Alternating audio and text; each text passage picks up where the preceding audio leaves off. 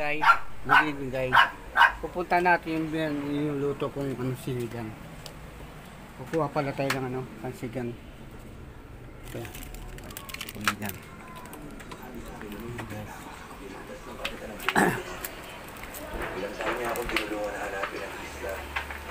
Wow! Kulong-kulo, wala na sabot sa akon. Wala sabot sa akon.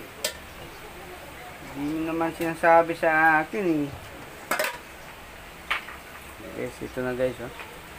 Sinigang.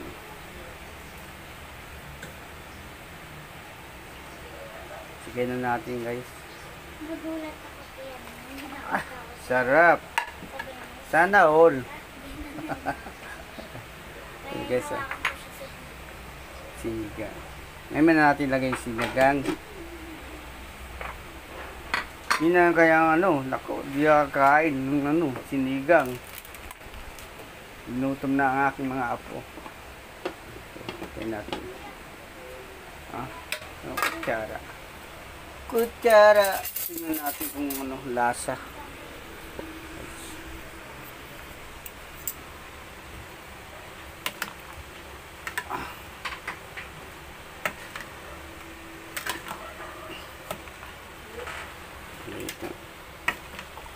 Tingnan natin guys, para gulay lang yan, magaling maluto ang gulay.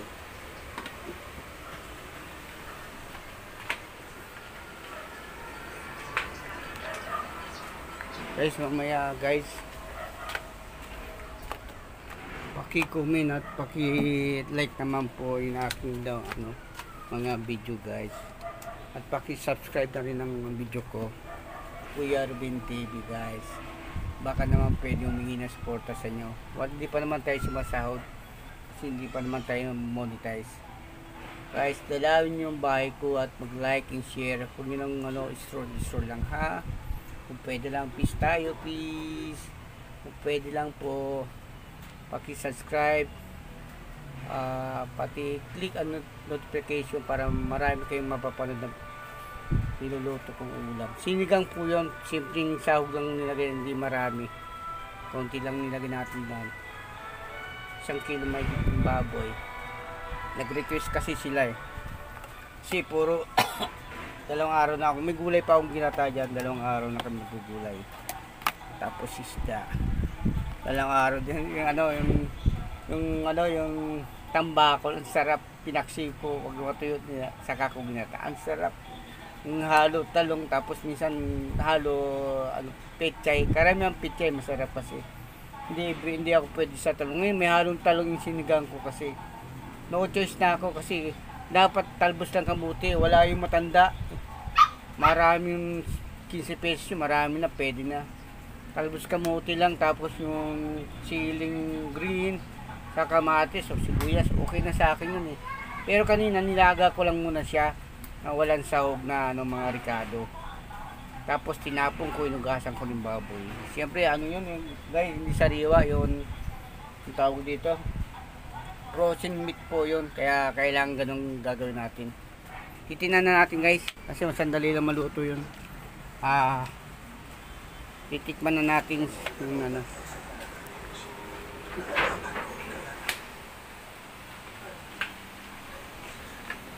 yung gulo na, diba? Tingnan natin lasa guys. Kasi tingnan natin kung maalat.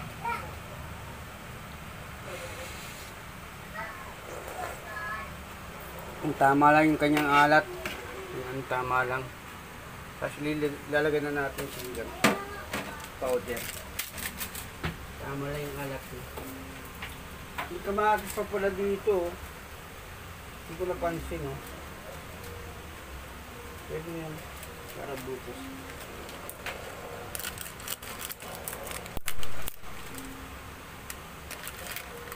So kayo, lalagay na natin sa sahog natin. Wow. Sinigang na siyang palo.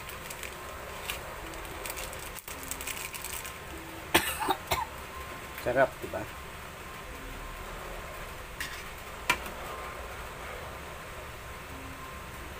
Isang kulo pa.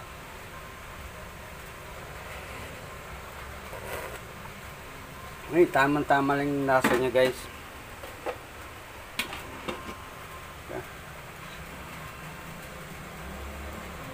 siliga. Isa. Napunta tayo sa tindahan. Isang ano pa.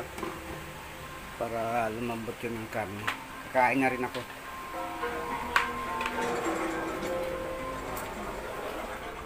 Bye-bye! Mamaya na, hintay ka na. Mahaba lang ano ko, video. Maraming salamat po sa panonood ng aking video. Salamat po. Paki-subscribe. Don't forget, subscribe po my YouTube channel, Kuya Arvin TV. Salamat po.